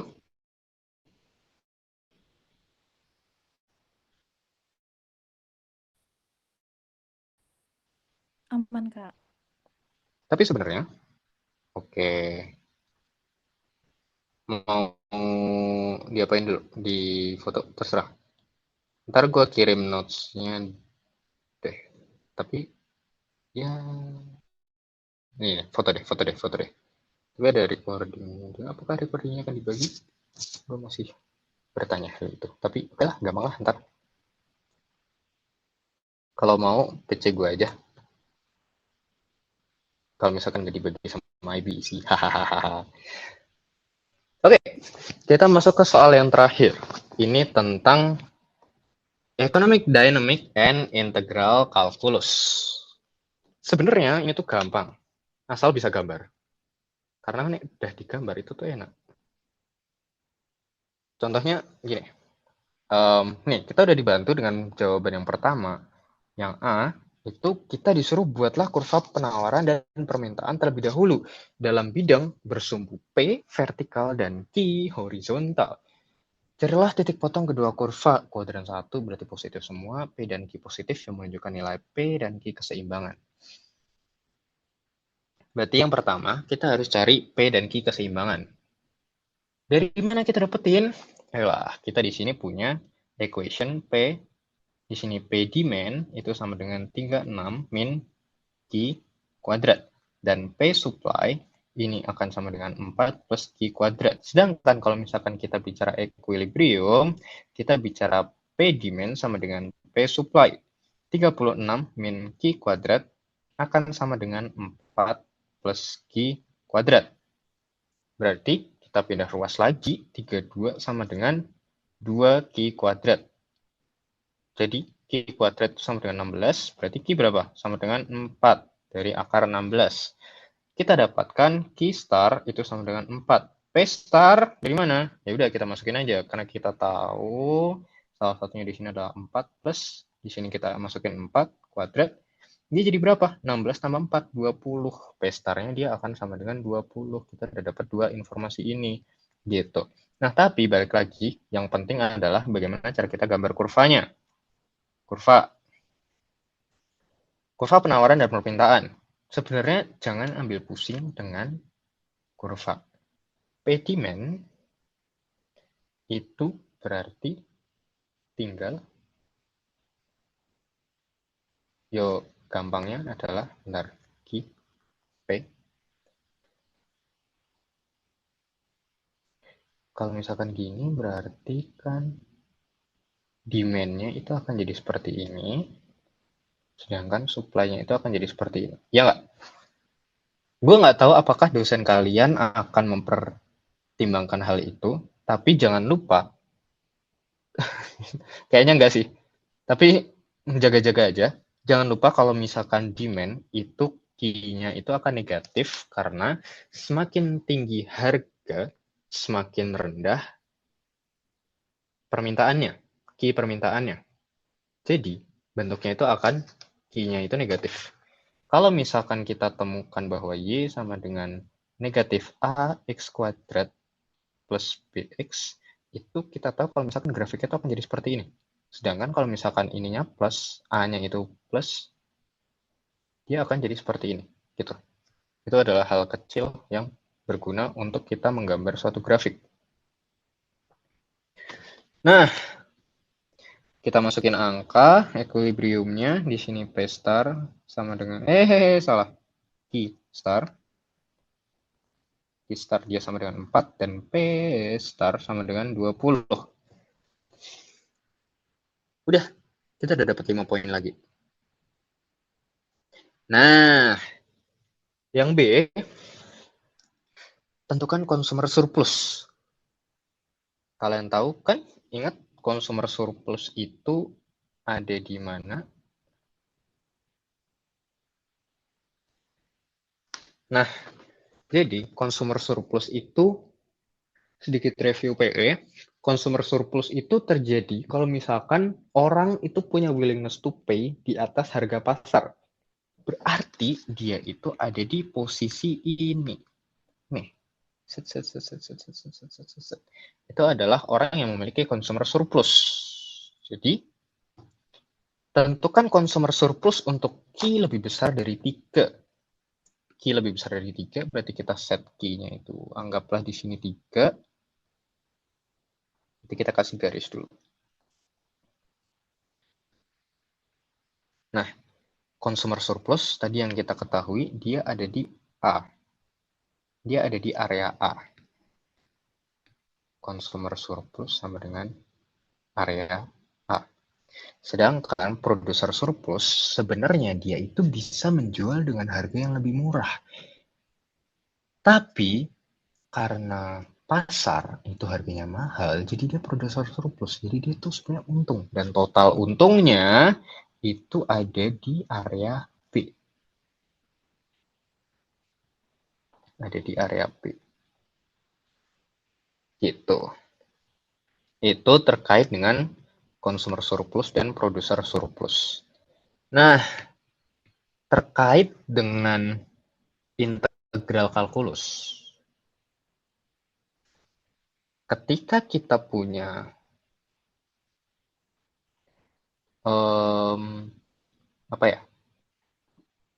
seperti ini, kita turunkan di satu titik, dia jadi seperti ini. Ini diturunkan, dia akan jadi konstan. Konstan diturunkan, dia akan jadi titik atau jadi 0. Dia jadi nggak ada. Jadi semakin lama, semakin kita turunkan itu, benda yang kita hitung atau sesuatu yang kita hitung secara grafik itu akan semakin kecil.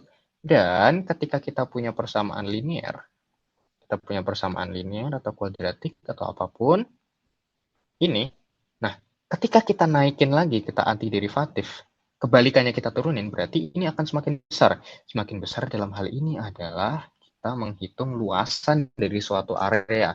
Itulah integral. Ini kita naikin lagi, kebalikannya kita turunin, kita naikin. Nah, makanya tadi gue bilang, kalau misalkan kita udah bisa gambar, apa yang diinginkan, itu tuh bakal enak. karena kita tinggal ngitung luasnya sebenarnya gitu. Nah, contohnya adalah ini di yang B.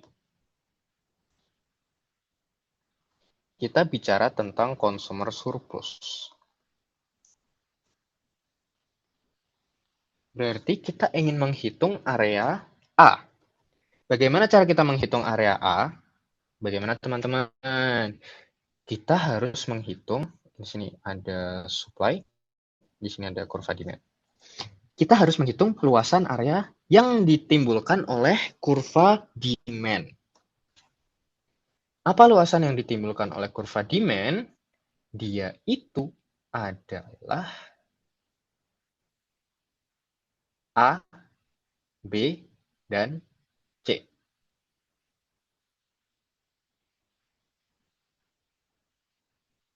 Gitu.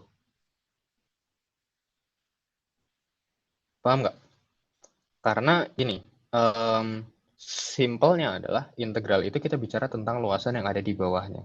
Yang ada di batas antara X dan Y ini.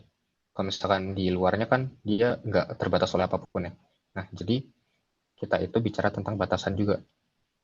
Jadi itu luasan area yang di bawahnya. Yang di bawahnya D ini adalah ABCD. Ya kan? Di bawahnya D. Ini semuanya dinaungi oleh D gitu. Oh, ini demand. Jangan dibedakan ini ya. Ini demand, ini supply. Nah, berarti untuk menghitung consumer surplus, kita harus mengintegralkan ini fungsi apa? Fungsi quantity. D, fungsi Q, DQ, kita kurangi. Kenapa kita kurangi? Karena kita cuma mau A. Gitu. Jadi kita harus kurangi apa? B, C, sama D. Tapi di sini, karena kita itu bicara tentang batasan, di sini ada 2 batasan, ada 3, ada 4. Batas atasnya itu 4, batas bawahnya itu 3. Jadi kita cuma menghitung integral yang ada di antara 4 sampai 3. Jadi kita cuma hitung luasan yang ini nih sebenarnya. Yang sampai di sini. Berarti fokusnya adalah yang merah ini untuk consumer surplus ya. Yang merah ini. Karena kita disuruh buat yang sampai 3 doang. Sebenarnya consumer surplus pada aslinya kan dia A semuanya yang hijau kan. Gitu. Nih, kita kasih batasan 4 sampai 3 gitu. Nah, terus kita kurangi sama apa? Kita kurangin sama PQ. Kita kurangin PQ. Wait. Bentar. Jadi, secara rumus adalah P star Q star ya. Karena ini adalah optimumnya. Secara rumus adalah gini. Q star. Ini 0. Nah, ini adalah rumus untuk menghitung consumer surplus.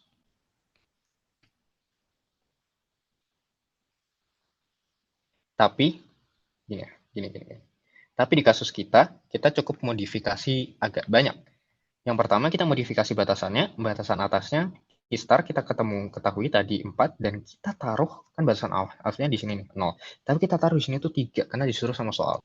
Terus habis itu kita punya kurva demand-nya itu tadi di harga berapa? Di 36 min Q kuadrat. Kurva demand-nya. Terus kita kurangi dengan P-nya itu berapa? 20 dikali Q. Tapi balik lagi Q yang kita bahas itu cuman ini 4 sampai 3. Jadi ini akan dikali dengan 4 dikurangi 3. Gitu. Ini adalah fungsi integralnya. Nah, berarti kan kita harus integralkan dulu nih. Ya kan? Berarti kita harus bicara tentang integral. Kalau misalkan kalian punya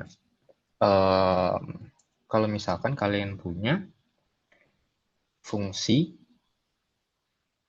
xn a xn dulu deh, xn kita ingin integralkan, dia akan menjadi 1 per n plus 1 x pangkat n plus 1 plus c. Karena apa? Karena awalnya kan dia konstan ketika diturunkan dia jadi 0, jadi hilang. Nah, kalau misalkan diintegralkan, kita harapkan dia tuh buat balik lagi. Tapi kita nggak tahu angkanya berapa, karena awalnya udah hilang kan, kita nggak tahu. Jadi kita tulis itu tuh sebagai C doang. gitu. Terus kalau misalkan kita menemukan suatu fungsi baru, dia itu ada A-nya gitu. A, kita integralkan. Dia bisa kita bilang A, xn, jadi kayak A-nya itu bisa kita keluarin gitu. A, berarti dia akan menjadi AXN atau sama dengan A dikali 1 per N plus 1 X N plus 1 plus C. Yaitu short brief tentang integral. Gitu. Tapi balik lagi kita akan menghitung di sini. Jadi 36. Bentar. Kita geser sedikit. 36 di karena ini kan 1. Enggak, ini kan X0 ya berarti. Terus ini ditambahkan 1, berarti kan dia di sini jadi Q pangkat 1, terus ini 1 per 1 kan. Terus yang di sini dia jadi 1 per 3 Q pangkat 3.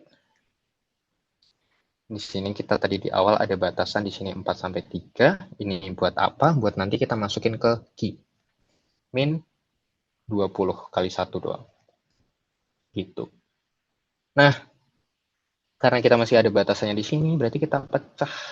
Kita pecah, jadi gimana caranya?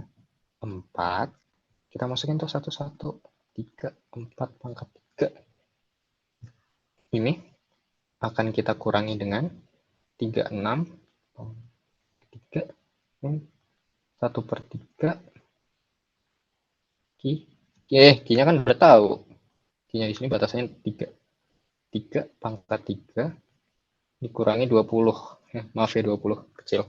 Nah, jadi kalau misalkan kita punya batasan ini,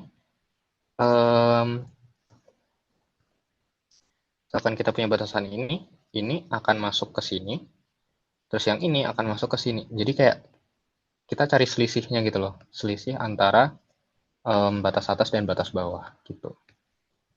Nah, terus ya udah, ini tinggal dihitung aja, guys.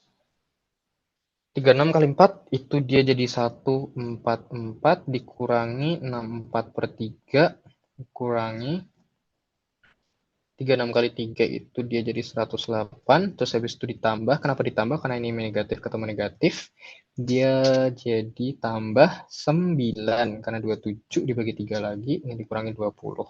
Tapi karena ini ada bagi 3, gua mau kali ini jadi 3, dia jadi 144 kali 3 berapa? 432.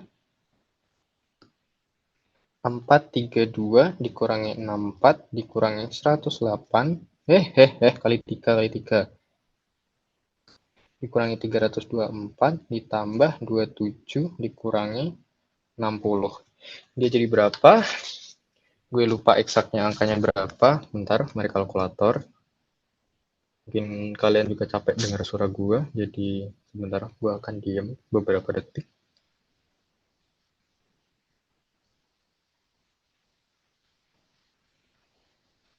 Dia jadi 11. Halo, selamat datang kembali. Dia jadi 11. Jadi, jelek banget. Jadi, consumer surplus untuk itu tadi sama dengan 11. Gitu. Yuk guys, bentar lagi. Oke, kita udah bisa menjawab yang B. Sekarang kita jawab yang soal terakhir. Dia yang C. Tentukan produser surplus. Wih, udah jam segini guys. Menarik. Kalian sangat bersemangat rupanya. Wow, respect. Tentukan produser surplus. Masih ada orang kan?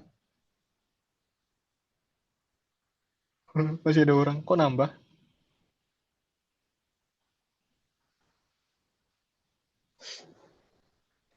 Maksudnya gue seneng nambah gitu loh. Bukan menangis ya tadi.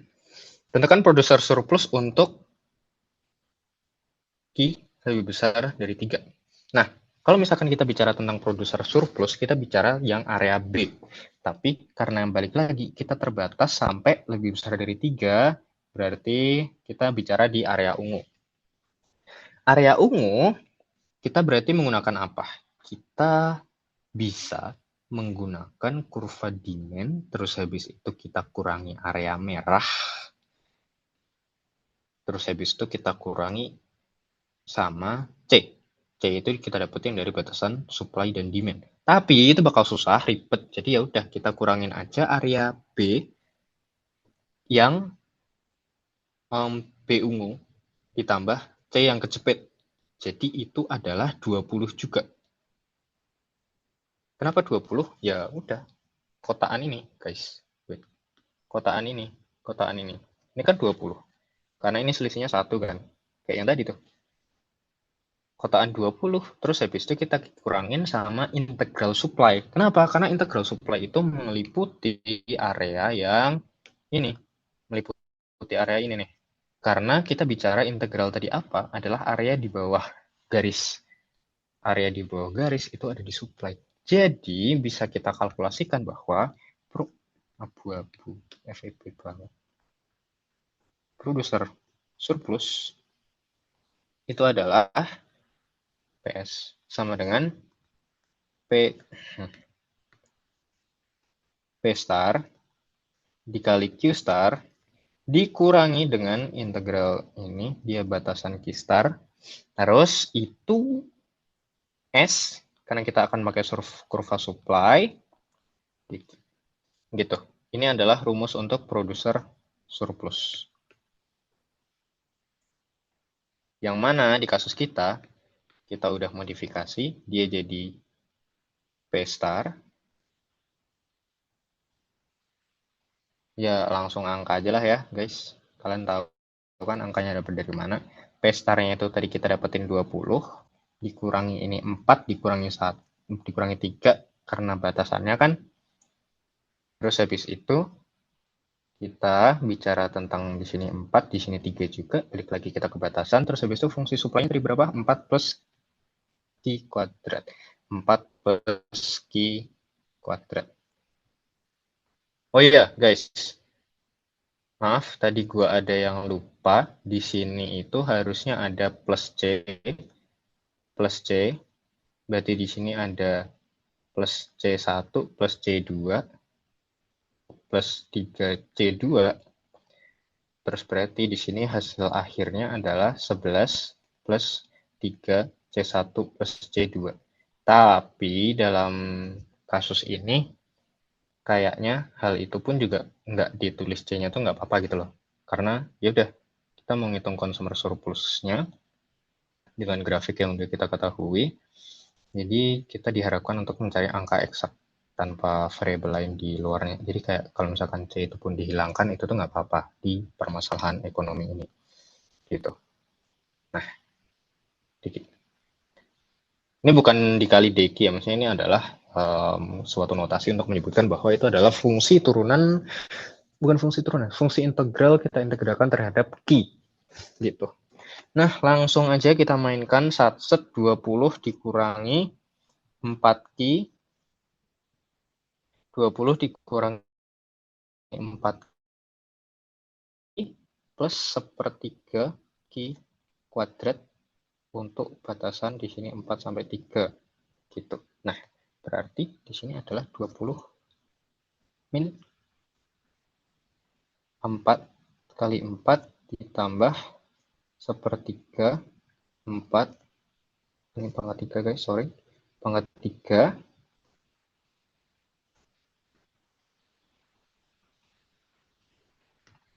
ini kurungnya double dikurangi, kenapa kurungnya double? Biar nggak salah ketika kita ganti-ganti plus dan minus. Terus ini dikurangi tadi berapa? 4, 3 plus 1/3 3 pangkat 3. Balik lagi ya, ini sebenarnya ada plus C. Maaf, sering lupa. Plus C 1 plus C 2. Nah, kenapa lupa? Karena nggak penting. Jadi, kalian jadi orang penting. Biar apa? Biar nggak dilupain. Nah, terus habis itu, yaudah kita hitung 20. Di sini dia 16, terus 16 dia minus karena apa? Oke, gue mau gini dulu deh, biar nggak salah. Kita kurung dulu. Ini dia jadi 64/3 lagi. 64/3. Terus habis itu ini minus, dia jadi minus berarti minus 12 karena di sini, terus habis ini minus lagi karena ini minus ketemu plus, dia ada di angka 9. Astagfirullah. Oke, baterai gue mau habis sebentar teman-teman. Oke, kita lanjut lagi karena baterai gue udah dicas. 12 terus ini minus 9. Terus habis itu udah minus C 2. Nah, nggak usah pakai C, nggak apa-apa guys, aman kok. Males sih. Tapi kalau kalian niat pakai C nggak apa-apa juga. Nah, terus habis itu 20 kita kurangin pelan-pelan, 16 kita kurangin lagi, 64/3, terus ditambah 12 karena negatif ketemu negatif, ditambah 9. Baik lagi, gue ingin kalikan ini sama dengan 3, kalikan dengan 3 biar jadi 60 min 48 min 64 tambah 36 tambah 27. Dia jadi berapa? Dia jadi, bentar, gue akan istirahat lagi. 60 min 48 min 64 48 min 64 ditambah 36 ditambah 27. Dia akan jadi 11 juga. Jadi kita ketemu consumer surplus sama dengan 11, producer surplus sama dengan 11. Jadi total surplus adalah 22. Ya, nggak penting. Pertanyaannya cuma sampai consumer surplus dan producer surplus. Kita menemukan jawaban yang T. Jadi, beginilah soal dari itu tahun lalu, UTS tahun lalu. Sebenarnya, kata gue, soalnya itu nggak akan berubah jauh dari segi tipenya, karena balik lagi, kita sebagai anak FE, cuman akan menggunakan konsep dari ekonominya. Jadi konsep ekonominya itu nggak akan dipakai jauh-jauh dari apa yang udah kita pelajarin gitu. Apalagi secara kisi-kisi itu juga nggak begitu beda dari tahun lalu. Soal 2 tahun lalu pun dia juga kurang lebih sama. Bahkan soal 5 tahun lalu pun sama. 4 tahun lalu tuh bukan sama soalnya ya, tapi sama apa yang dibahas gitu. Lebih susah dikit sih soal 4 tahun lalu, surprisingly. Gitu, ada yang mau ditanyain dulu sebelum kita berpisah?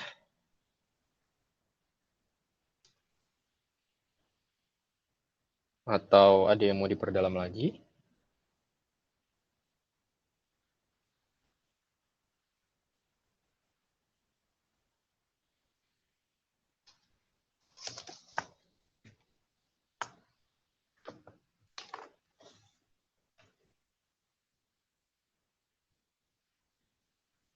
Mau recordingnya?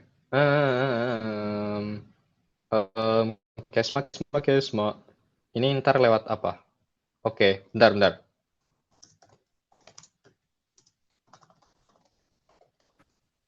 Nanti Itu recordingnya bisa di-share di YouTube-nya Kesma ya. Nanti ditunggu linknya.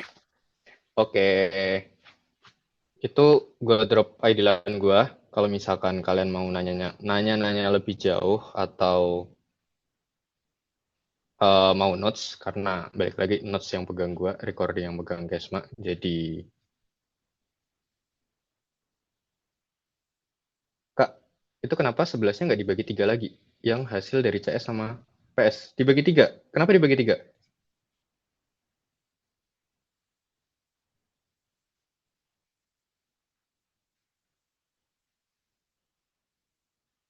Oh, good question. Karena tadi kita kali 3 ya? Bener. Oke. Sorry. Gue kurang teliti. Iya, dibagi 3. Thank you. Thank you, Fatih. Kita bagi 3, dia jadi berarti sama dengan 3,67. 3,67. Oh iya, lupa. Maaf ya.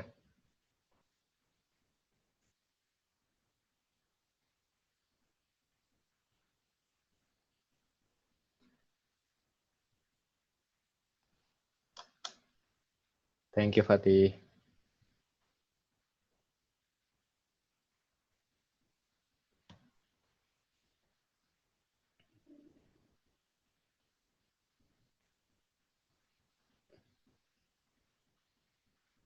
Oke, itu baik lagi. Kalau misalkan kalian mau nanya-nanya lebih jauh atau mau klarifikasi atau gue ada salah apa, bilang aja. Itu ID line gue. Feel free buat ngechat, tanya-tanya. Mungkin hari H di Hamin 1 kayaknya gue juga udah matil sih. Maaf, maaf, fokus belajar buat UTS juga. Tapi aman, santai aja kalau misalkan kalian mau ngechat tanya-tanya apa. Kalau misalkan gue bisa jawab, gue bakal langsung jawab. Itu ID line gue. Ntar yang kalau misalkan kalian mau notes-nya bakal... Kenapa nggak gue kirim sekarang ya? Bentar, bentar, bentar. Gue kirim sekarang dah. Gue lupa Zoom bisa buat nge-share itu juga. Bisa buat nge-share dokumen.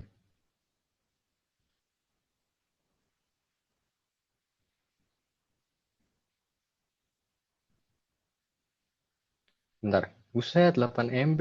Gede banget. Ini yang udah ada catatannya kan? Udah kok.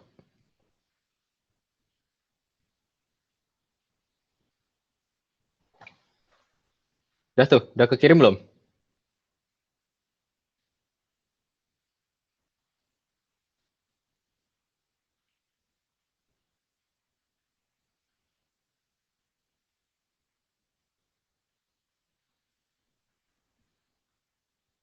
Oke, kalau gitu udah ya.